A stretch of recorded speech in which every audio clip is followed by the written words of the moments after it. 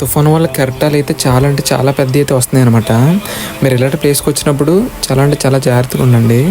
ఈరోజే ఎండ కూడా కాసిందనమాట.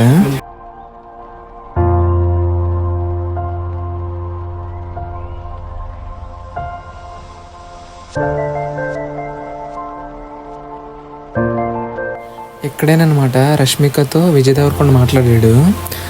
అయితే ఇక్కడ నుంచి రష్మిక ఎలా అయితే నడుచుకుంటూ అయితే వెళ్ళిపోయింది అనమాట.